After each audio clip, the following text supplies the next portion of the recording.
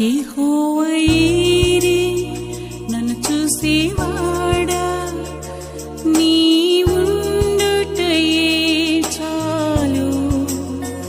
యెహోవా రఫా స్వస్థ ప్రదాత, నీ గాయమే బాగు చేయు.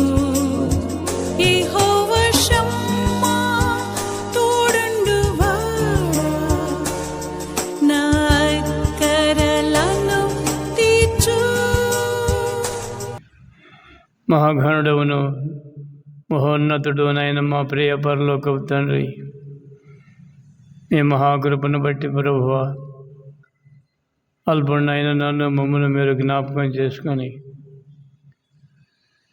ఈ 2025లో నీకు తెచ్చారు. మీకు వందనాలు. నేను సజీవుడినై ఉన్నాను కనుక, నీ దయ వలన ఆరోగ్యం పొందాను కనుక నిన్ను ప్రకటించవలసిన వాడినిగా నేను ఉన్నాను. నా సొంత జ్ఞానం కాదు ప్రభువా, నీ కృప నాతో ఉంచి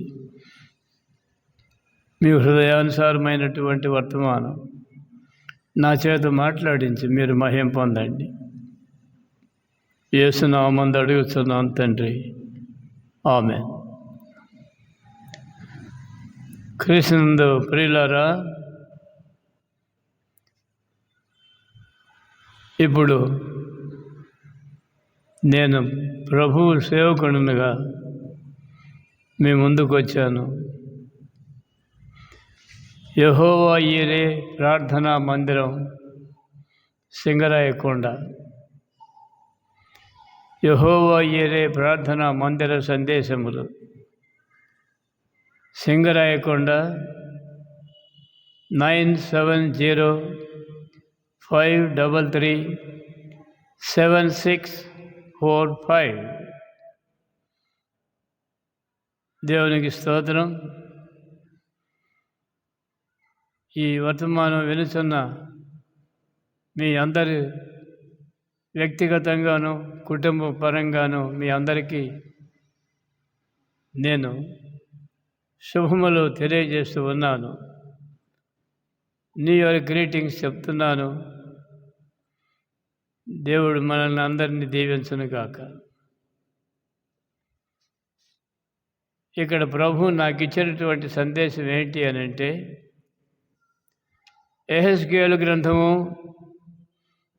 18వ అధ్యాయము 23వ వచనం. యెహెజ్కేలు గ్రంథము 18వ అధ్యాయము 23వ వచనం ఏమంటున్నది అనంటే, దుష్టులు మరణము నొందుట చేత నాకేమైనా సంతోషము కలుగునా, వారు తమ ప్రవర్తన దిద్దుకొని బ్రతుకుటయే నాకు సంతోషము. హల్లెలూయా, ప్రైజ్ ది లార్డ్. ప్రియులారా, దేవుడైన యెహోవా, ఆయన కుమారుడైనటువంటి క్రీస్తు ప్రభు, వీరిద్దరూ కూడాను దుష్టులు మరణించుట వారికి ఇష్టము లేదు. మనం చూసినట్టయితే, ఇదిగో నేను మీకు ఒక విషయాన్ని తెలియజేస్తూ ఉన్నాను. ఏంటంటే,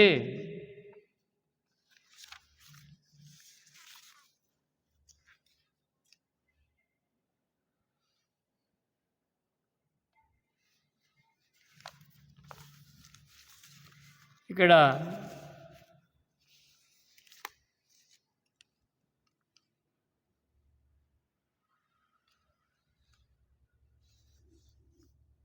ఈ నా చేతిలో మీకు చూపిస్తున్నటువంటి ఈ పత్రిక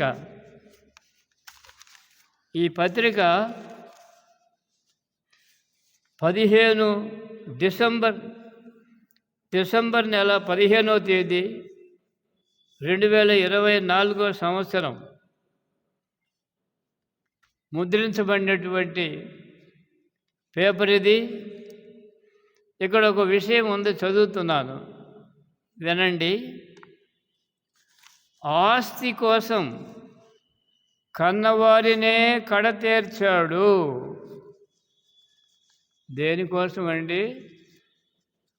ఆస్తి కోసం కన్నవారినే కడతేర్చాడు. నిద్రిస్తున్న వృద్ధ తల్లిదండ్రులను రోకలి బండతో కొట్టి చంపిన కొడుకు బాపట్ల జిల్లాలో కిరాతకం. దీన్ని చదువుతున్నాను, జాగ్రత్తగా వినండి. కొద్ది నిమిషాల్లో బాపట్ల టౌన్. ఆస్తి కోసం కన్న తల్లిదండ్రులనే కిరాతకంగా హత్య చేశాడు ఓ వ్యక్తి. ఈ ఘటన బాపట్ల జిల్లా అప్పికట్ల గ్రామంలో శుక్రవారం అర్ధరాత్రి జరిగింది. అప్పికట్ల గ్రామానికి చెందిన పోగోలు విజయభాస్కరరావు 74 వయసు, వెంకట సాయి కుమారి 70 ఆయన భార్య వయసు. ఈ దంపతులకు కుమార్తె లోక కళ్యాణి, కుమారుడు కిరణ్ చంద్ర ఉన్నారు. విజయభాస్కర్రావు హై స్కూల్ ప్రధానోపాధ్యాయుడిగా పనిచేసి రిటైర్ అయ్యాడు. 2 పిల్లలకు వివాహాలు చేశారు. కుమార్తె బాపట్లలో ఉంటారు. కుమారుడు కిరణ్ చంద్ర తపాలా శాఖలో ఉద్యోగం చేస్తూ తన తల్లిదండ్రులతోనే కలిసి ఉంటున్నాడు. విజయభాస్కర్రావు, వెంకట సాయి కుమారి దంపతులకు అప్పికట్లలో 3 అంతస్తుల భవనం, విజయవాడలో మరొక ఇల్లు, ప్లాట్లు, పొలాలు ఉన్నాయి. వారి పేరిట ఉన్న ఆస్తులన్నీ తన పేరుతో రిజిస్ట్రేషన్ చేయాలని కొంతకాలంగా కుమారుడు కిరణ్ చంద్ర వేధిస్తున్నాడు. ఈ క్రమంలో శుక్రవారం రాత్రి భోజనం చేసి పడుకున్న తర్వాత అర్ధరాత్రి సుమారు 1:30 గంటల సమయంలో కిరణ్ చంద్ర రోకలి బండతో తన తల్లిదండ్రులను చితకబాది హత్య చేశాడు. లోక కళ్యాణి ఫిర్యాదు మేరకు బాపట్ల రూరల్ పోలీసులు కేసు నమోదు చేసుకుని దర్యాప్తు చేస్తున్నారు. ఇదండి వర్తమానం. చూడండి, ఒక హై స్కూల్ హెడ్ మాస్టర్ గారు ఆయన పిల్లలకి వివాహాలు చేశాడు. వాళ్ళకి కుమార్తెకు 3 అంతస్తులు మిద్దె కట్టించాడు. ఇంకా పొలాలు, ఆస్తులు, ఇంకా కొన్ని భవనాలు ఏర్పాటు చేశాడు. అయితే ఈ ఆస్తులన్నీ నా పేరుతోనే పెట్టండి అని చెప్పి వేధిస్తూ తల్లిని తండ్రిని ఇద్దరిని ఒకేసారి చంపేశాడు. ప్రియులారా, ఇంతకంటే భయంకరమైనటువంటి విషయం ఎక్కడన్నా మీరు విన్నారా? అందుకనే దేవుని వాక్యం అంటుంది, ఎలాంటి భయంకరమైనటువంటి వ్యక్తిని కూడా, ఈ విషయం గమనించాలి, ఎలాంటి భయంకరమైన వ్యక్తిని కూడా యెహోవా దేవుడు అంటున్నాడు, దుష్టులు మరణమునొందుట చేత నాకేమైనా సంతోషము కలుగునా? వారు తమ ప్రవర్తనను దిద్దుకొని బ్రతుకుటయే నాకు సంతోషము. హల్లెలూయా! ఎక్కడున్నాడండి ఇలాంటి దేవుడు? ఇప్పుడు చదివినటువంటి ఈ వర్తమానం విన్నటువంటి మీరందరూ కూడా ఆ కుమారుణ్ణి బ్రతకాలనుకుంటున్నారా, చస్తే బాగుండు అనుకుంటున్నారా? మన మనసులో మానవ మనసు అయితే వాడు కూడా చావాలని అంటాం, తప్పదు. కానీ దేవుడైన యెహోవా ఆయన అంటున్న మాట ఏంటంటే, దుష్టులు మరణమునందుట చేత నాకేమైనా సంతోషము కలుగునా, వారు తమ ప్రవర్తనను దిద్దుకొని బ్రతుకుటయే నాకు సంతోషము. ప్రియులారా, చూడండి, ఇలాంటి దేవుడు ఎంత పాపినైనా క్షమించేటటువంటి దేవుడు. అయితే క్షమాపణ ఊరక రాదు. పశ్చాత్తాపడి తన పాపాన్ని ఒప్పుకొని విడిచిపెట్టి ఆ పాపమునకు దూరముగా ఉన్నప్పుడు వాని రక్షించడానికి యెహోవా దేవుడు ఆయన కుమారుడు క్రీస్తు ప్రభువు శిలువ మీద మరణించి తిరిగి లేచాడు. యెహోవా దేవుడు తన కుమారుని పంపించాడు ఈ లోకానికి. ఇలాంటి దుష్టులను శిక్షించకుండా, నరకానికి పంపకుండా, వారు కూడా పశ్చాత్తాపడి తమ పాపాలను ఒప్పుకొని విడిచిపెట్టినట్లయితే వారిని కూడా రక్షించేటటువంటి ఏకైక రక్షకుడు ఎక్కడైనా ప్రపంచంలో ఉన్నాడా? భూమి ఆకాశములలో ఒక యేసుక్రీస్తు తప్ప ఇంకొకడు లేడు లేడు లేడు. హల్లెలూయా, దేవునికి స్తోత్రం. ప్రియులారా, 147 కీర్తన 11వ వచనం అంటుంది, తన యందు భయభక్తులు గల వారి యందు, తన కృప కొరకు కనిపెట్టి వారి యందు యెహోవా ఆనందించువాడై ఉన్నాడు. ఎవరి యందండి? అక్రమం చేసేటటువంటి వారి యందు కాదు, చేసిన అక్రమం విషయమై పశ్చాత్తాపడి జీవితమును మార్చుకోవడానికి ఇష్టపడినటువంటి వారి యందు ఆనందించేవాడు. అందుకనే దేవుని యందు మనం చూసినప్పుడు తన యందు భయభక్తులు గల వారి యందు, తన కృప కొరకు కనిపెట్టి వాని యందు యెహోవా ఆనందించువాడై ఉన్నాడు. దేవునికి స్తోత్రం. అదే 2వ పేతురు 3వ అధ్యాయం 9వ వచనం అంటుంది, ఎవడును నశింపవలనని ఇచ్చయింపక.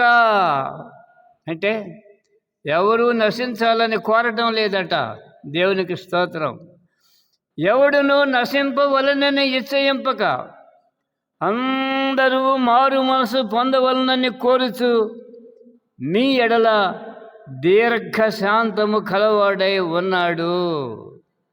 ప్రియులారా, నా స్నేహితుడు ఒక ఆయన ఒక నెలనాడు నాతో మాట్లాడుతూ, ఏమి దేవుడండి తప్పు చేసిన వాడిని శిక్షించకుండా వాడిని దగ్గరికి తీసుకోవటం ఏందండి అని నాతో మాట్లాడాడు. ఈ మాట ఆయన నాతో గట్టిగా వాదించాడు. అయితే యథార్థంగా ఆయన జీవితాన్ని కానీ చూసినట్టయితే ఆయన బ్రతకాల్సినోడు కాదు. ఆయనే కాదు, నేను కూడా నీతో మాట్లాడుతున్నప్పుడు నేను కూడా బ్రతకాల్సినోడిని కాదు. ఆయన కృప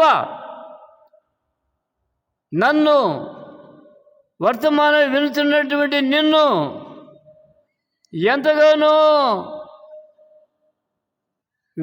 ఆయన కృప విస్తరింపజేసి మన సమస్త దోషములను క్షమించి, ప్రభువా నన్ను క్షమించమని ఎవడైతే కన్నీటితో ఆయన దగ్గరకు వస్తాడో వారిని క్షమించేటటువంటి రక్షకుడు భూలోకములో పరలోకములో ఒక్కడు ఉన్నాడా అనంటే ఒకే ఒక్కడు యేసు ప్రభు ఉన్నాడు. అందుకనే ఆయన అంటున్నాడు, దుష్టులు మరణించడం చేత నాకేమైనా సంతోషము కలుగునా. ఈ వర్తమానం వినుచున్న సహోదరుడా, సహోదరి, నీవు ఎలాంటి వాడవో, ఎలాంటి దానవో, నీ జీవితమును ఒకసారి నీవే సరిచూచుకొని తిరిగి చూసుకొని నీ జీవితం ఎలాగున్నది, మార్పు కలిగినటువంటి జీవితం జీవిస్తున్నావా, కఠినమైనటువంటి పాపము చేత కఠినపరచబడినటువంటి నీ జీవితమును ఇంకా కొనసాగిస్తూ భయంకరమైనటువంటి పాపములోని మ్రగ్గిపోవాలని ఆశిస్తున్నావా? నీవెవరైనా సరే, నువ్వు రాజు అయినా, చక్రవర్తి అయినా, వీరుడు అయినా, ధీరుడు అయినా, పండితుడు అయినా, పామరుడు అయినా, ఎవడైనా కావచ్చును, నీలో పాపం ఉన్నది, నో డౌట్. బైబిల్లో ఒక మాట ఉన్నది, నా తల్లి నన్ను పాపములోనే గర్భమున ధరించెను. కాబట్టి నీ ఉత్పత్తి నీ తల్లి గర్భములో పిండోత్పత్తిగా ఉన్నప్పుడే ఆమె ధరించినటువంటి ఆ గర్భము పాపముతోటే ఉత్పత్తి అయింది. అందుకే నువ్వు పాపివి, అందుకే నువ్వు పాపం చేస్తున్నావు. దాన్ని విమోచించడానికి యేసు ప్రభు భూలోకానికి వచ్చాడు. ఈ విషయం నీవు నమ్మగలిగితే నీవు పరిశుద్ధుడుగా ఉంటావు. కావున ప్రియులారా, యెషయా గ్రంథం 30వ అధ్యాయం 18వ వచనం అంటుంది, కావున మీ యందు దయచూపవలనని ఆయన ఆలస్యము చేయుచున్నాడు, మిమ్మును కరుణింపవలనని ఆయన నిలువబడి ఉన్నాడు. యెహోవా న్యాయము తీర్చు దేవుడు, ఆయన నిమిత్తము కనిపెట్టుకొని వారందరూ ధన్యులు. హల్లెలూయా. చాలామంది అనుకుంటున్నారు దేవుడు రెండోసారి వస్తాడు అంటున్నారు. సూర్యచంద్రుడు, నక్షత్రాలు, భూమి, ఆకాశాలు ఇట్లనే ఉన్నాయి, ఏం మార్పు ఏమీ లేదు. మా పెద్దలు నిద్రించినప్పటి నుండి ఇవన్నీ ఇలాగే ఉన్నాయి. ఆయన వచ్చేది లేదు, సచ్చేది లేదు, ఇవంతా ఒట్టిదేను అని కొట్టిపారేసేటువంటి వారు ఈ దినాల్లో అనేకులు ఉన్నారు. ప్రియులారా వినండి, దేవుని వాక్యం మనం సెలవిచ్చేటటువంటిది ఏంటనంటే, మీ యందు దయగలిగి మీ యందు దయ చూపవలనని ఆయన ఆలస్యము చేయుచున్నాడు, మిమ్మును కరుణింపవలనని ఆయన నిలువబడి ఉన్నాడు. యెహోవా న్యాయము తీర్చు దేవుడు, ఆయన నిమిత్తము కనిపెట్టుకుని వారందరూ ధన్యులు. హల్లెలూయా. కాబట్టి నువ్వెవరిని నమ్ముకొని ఉన్నావు దేవుడుగా? ఇలాంటి దేవుడు నీకెక్కడైనా దొరికాడా? ప్రపంచంలో ఉన్నట్టు ఎప్పుడన్నా విన్నావా? నేను పరిశుద్ధుడను, మీరును పరిశుద్ధులై ఉండుడి అని చెప్పినటువంటి దేవుడైనా దేవత అయినా ప్రపంచంలో ఎక్కడైనా ఉన్నట్టు రికార్డు ఉన్నదా? ప్రియులారా, అలాంటి రికార్డు ఏదైనా ఉన్నది అనంటే బైబిల్ గ్రంథములోనే ఉన్నది. యెహోవా దేవుడు మాట్లాడుతున్నాడు. ఆయన కుమారుడైనటువంటి క్రీస్తు ప్రభు ఆయన అంటున్నాడు, ఇదిగో నేను దుష్టుడు మరణించడం నాకు ఇష్టము లేదు, వారి కొరకు నేను బలి అయి తిరిగి లేచాను. ఎవడైనా తన హృదయాన్ని మార్చుకొని తన పాపాన్ని ఒప్పుకొని విడిచిపెట్టి నా దగ్గరికి వచ్చినట్లయితే నేను వాణ్ణి పరలోక రాజ్యములో నాతో కూడా సింహాసనం ముందు కూర్చొనిస్తాను అంటున్నాడు. హల్లెలూయా. ఇలాంటి ప్రేమ కలిగినటువంటి, కృప కలిగినటువంటి రక్షకుడు నీకు కావాలా? అక్కర్లేదా? నీ ఇష్టమే. అవునన్నా కాదన్నా, కావాలన్నా వద్దన్నా, అది నీ ఇష్టమే. ప్రియుడా, ఈ వాక్యమును జాగ్రత్తగా ఆలకించు. దేవుడు నీకు సహాయం చేయనుగాక. కావున రోమాపత్రిక 2వ అధ్యాయం 4వ వచనం అంటుంది, దేవుని అనుగ్రహము మారు మనసు పొందుటకు నిన్ను ప్రేరేపించుచున్నదని ఎరుగక. దేవుని అనుగ్రహము, ఆయన కృప, ఆయన ప్రేమ, ఆయన దయ, ఆయన వాత్సల్యత దేని కొరకు కనిపెడుతుంది? దేవుని అనుగ్రహము మారు మనసు పొందుటకు. హల్లెలూయా. నీ కఠిన హృదయాన్ని, నీ హృదయం ఎందుకు కఠినమైంది? నీ హృదయంలో పాపం ఉన్నది. పాపం అంత భయంకరమైనటువంటిది, కఠినమైనటువంటిది సృష్టిలోనే మరొకటి లేదు. కాబట్టి ప్రియుడా, నిన్ను మారు మనసు పొందాలని దేవుడు కోరుతున్నాడు. దేవుని అనుగ్రహము మారు మనసు పొందుటకు నిన్ను ప్రేరేపించుచున్నదని ఎరుగక, ఆయన అనుగ్రహ ఐశ్వర్యమును సహనమును తృణీకరింతువా. చాలామంది యేసు ప్రభువును మాకు అక్కర్లేదంటున్నారు, చీపు అంటున్నారు, ఇంకా బైబిళ్ళు తగలబెడుతున్నారు, ఇంకా క్రీస్తునందు విశ్వాసం ఉంచినటువంటి వారిని హత్యలు కూడా చేస్తున్నారు. కారణం ఏంటి అని అంటే, వారు పాపం ఎవరికి బయటికి రాకుండా ఉండాలని, వారు చేసే పాపము ఎవరికి తెలియకూడదని. అలాంటి పరిస్థితిలో మరి దేవుడైతే ఆయన ఏమంటున్నాడంటే, ఆయన నిన్ను మారు మనసు పొందడానికి నిన్ను ప్రేరేపిస్తున్నాడు, నీ కొరకు కనిపెట్టి ఉన్నాడు ఆయన. కనుక సహోదరుడా, సహోదరి, నీవెవరైనా సరే, మహా కఠినమైనటువంటిది సృష్టిలో ఏది అనంటే పాపమే. పాపము నీ హృదయంలో ఉన్నప్పుడు నీవెవరైనా కావచ్చును, పేదవాడువో ధనికుడవో, లేక అధికారివో అనధికారివో, ఎవరైనా కావచ్చును, కానీ నీ హృదయంలో ఉన్నటువంటి కఠినమైనటువంటి మహా కఠినమైనటువంటి ఏంటి అని అంటే పాపము. కనుక ఈ వర్తమానం వినుచున్న సహోదరుడా, సహోదరి, నీవు చూడండి, ఇప్పుడే నేను మీకు చదివి వినిపించాను. తల్లిని తండ్రిని 75 ఏళ్ళు ఒకరు, 70 ఏళ్ళు ఒకరు, ఇద్దరు వృద్ధులు పడుకొని నిద్రపోతుంటే రోకలి పడతో కని పెంచి ఉద్యోగం ఇచ్చి చేసినటువంటి ఆ తండ్రిని తల్లిని రోకలి మడతో చితగొట్టినటువంటి వాడు ఇప్పుడు ఎక్కడున్నాడు? జైల్లో ఉన్నాడు. ప్రియులారా, వాని ఉద్యోగం ఏమవుతుంది? ఊడిపోతుంది. వాని ఆస్తిపాస్తులు వానికి చెందుతాయా? నమ్మకం లేదు. ప్రియులారా, ఇలాంటి భయంకరమైనటువంటి వ్యక్తులను కూడా కనికరమగిలినటువంటి దేవుడు అంటున్నాడు, ఇదిగో నీవు మారు మనసు పొందు, నీ జీవితాన్ని మార్చుకో, నేను నీ కొరకు మరణించి తిరిగి లేచానని చెప్తున్నాడు. కాబట్టి ప్రియులారా, రోమపత్రిక 13వ అధ్యాయం 11వ వచనం అంటుంది, మీరు కాలము నెరిగి నిద్ర మేల్కొన వేళ అయినదని తెలుసుకొని అలాగు చేయుడి.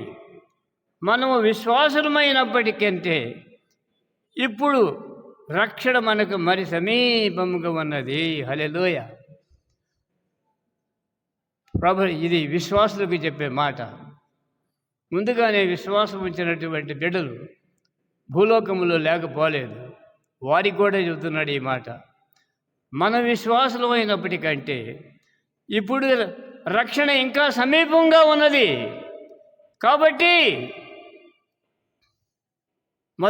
మొదటి తిమోతి పత్రిక 2వ అధ్యాయం 4వ వచనం అంటుంది, ఆయన మనుషులందరూ రక్షణ పొంది సత్యమును గూర్చిన అనుభవ జ్ఞానము గలవారై ఉండవలనని నిశ్చయించుచున్నాడు. హల్లెలూయా. మనుషులందరూ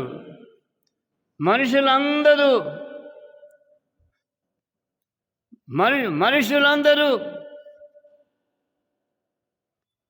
అనుభవ జ్ఞానము గలవారై, దేన్ని గూర్చిన అనుభవము, సత్యమును గూర్చిన అనుభవము గలవారై ఉండవలనని ఆయన కోరుతున్నాడు. కాబట్టి ప్రియుడా, యేసు ప్రభువు లేక ఆయన తండ్రి అయినటువంటి మరి యెహోవా దేవుడు వారిద్దరు అంటున్నారు, ఇదిగో దుష్టులు మరణించుట చేత నాకేమైనా సంతోషము కలుగునా? నీలో దుష్టత్వం ఉన్నది అని అంటే పాపం ఉన్నది. నీ పాపము నీ హృదయాన్ని కఠినపరిచింది. అందుకనే ప్రకటన గ్రంథం 2వ అధ్యాయం 21వ వచనం అంటుంది, మారు మనస్సు పొందుటకు నేను దానికి సమయం ఇచ్చితిని గాని అది తన జారత్వమును విడిచిపెట్టి మారు మనసు పొందనొల్లదు. ఇది సంగతి. ఎందుకు ఒక వ్యక్తి తన జీవితాన్ని మార్చుకోవడానికి ఇష్టపడటం లేదు అని అంటే ఇక్కడ జవాబు ఉన్నది. ఏమిటి? నేను దానికి సమయం ఇచ్చాను. దేనికి? వ్యభిచారం చేసే మనిషికి, మగోడికైనా ఆడదానికైనా. అందుకని ఇక్కడ దేవుడు అంటున్నాడు, నేను దానికి సమయం ఇచ్చి తిని అది తన జారత్వం విడిచిపెట్టి మారు మనసు పొందనొల్లదు. ఎందుకు మారు మనసు పొందటానికి ఇష్టపడలేదు ప్రజలు అని అంటే, వారు ప్రేమించినటువంటి పాపమును విడిచిపెట్టి రావడానికి ఇష్టము లేకనే ఆ పాపమే వారి మరణానికి, మరణం అంటే మామూలు ఈ మరణం కాదు, ఈ మరణం అందరికీ వస్తుంది. రెండవ మరణం ఒకటి ఉన్నది, అది అగ్ని గంధకములతో మండు గుండము. కాబట్టి ఎందరైతే యేసునందు విశ్వాసం కలిగి లేరు వారందరూ ఈ లోకములో ఎంత వీరులైనా విక్రమార్కులైనా ఎలాంటి వారైనా సరే మరణించిన తరువాత రెండవ మరణం ఒకటి ఉన్నది. ఆ రెండవ మరణము అగ్ని గంధకములతో మండు గుండము. ఇదే రెండవ మరణం. అగ్ని ఆరదు, పురుగు చావదు. మన దేశంలో, భారతదేశంలో చనిపోయినటువంటి వాడిని తీసిపోయి ఒక బండి కట్టెల్లో తగలేస్తారు. వాడు బూడిదైపోతాడు. ఆ బూడిదని తీసుకొని పోయి వాగులు, వంకల్లో, నదుల్లో, సముద్రాల్లో కలుపుతుంటాం. అది కాదు సంగతి ఇక్కడ. కానీ ఆ అగ్ని ఆరదు. కాబట్టి ఆరని అగ్ని ఆ స్థలములో ఉన్నప్పుడు నీ యొక్క శరీరము కొంత కాలుతూ ఉంటే మళ్ళీ కొంత తిరిగి మళ్ళీ జన్మిస్తూ ఉంటుంది. మరణించేదానికి అది శాశ్వత మరణము అని వ్రాయబడి ఉంది దేవుని లేఖనంలో. అలాంటి మరణం నీకు కావాలా? అలాంటి మరణం కావాలంటే నీ ఇష్టం వచ్చినట్టు జీవించు, నేనెవరు కాదంటావులా, అది నీ ఇష్టమే. ఆ మరణాన్ని తప్పించుకోవాలనుకుంటే నీ పాపాన్ని ఒప్పుకొని, ప్రభువా నన్ను క్షమించమని అడుగు. ఉన్నపాటున నీవెవరివైనా సరే దేవుని దగ్గరకు వచ్చి నా పాపమును క్షమించు ప్రభువా అని నేను అడగలిగినట్లయితే ఉన్నపాటున నేను రక్షించడానికి ఆయన అంటున్నాడు, దుష్టుడు మరణించుట చేత నాకేమైనా సంతోషము కలుగునా? ఏమీ లేదు. అతడు తన పాపమును లేక ఆమె తన పాపమును దిద్దుకొని బ్రతుకుటయే నాకు సంతోషము. ఇలాంటి దేవుడిని కావాలా వద్దా? కావాలంటే ఆయన దగ్గరికి తీసుకుంటాడు. క్షమించుటకు సిద్ధమైన మనస్సు గలవాడు. రావటం నీ ఇష్టం, రాకపోవటం కూడా నీ ఇష్టమే. వస్తే స్వర్గంలో ఉంటావు, రాకపోతే నరకంలో ఉంటావు. తేల్చుకో నీవే. దేవుడు నిన్ను దీవించుగాక. ప్రభువా ఈ వర్తమానాన్ని దీవించండి. వినినటువంటి వారు అనేకులు తమ జీవితముని గురించి ఆలోచించుకున్నట్టుకు సహాయం చేయండి. స్తుతి, ఘనత, మహిమ, ప్రభావాలు మీరు పొందండి. యేసు ప్రశస్త నామమున అడుగుతున్నాను తండ్రి, ఆమేన్. తండ్రి అయిన దేవుని ప్రేమ, కుమారుడైన క్రీస్తు ప్రభు కృప, పరిశుద్ధాత్మని అన్యోన్య సహవాసము మనకును సమస్త పరిశుద్ధులకును క్రీస్తు తిరిగి వచ్చు పర్యంతము తోడై ఉండునుగాక. ఆమేన్.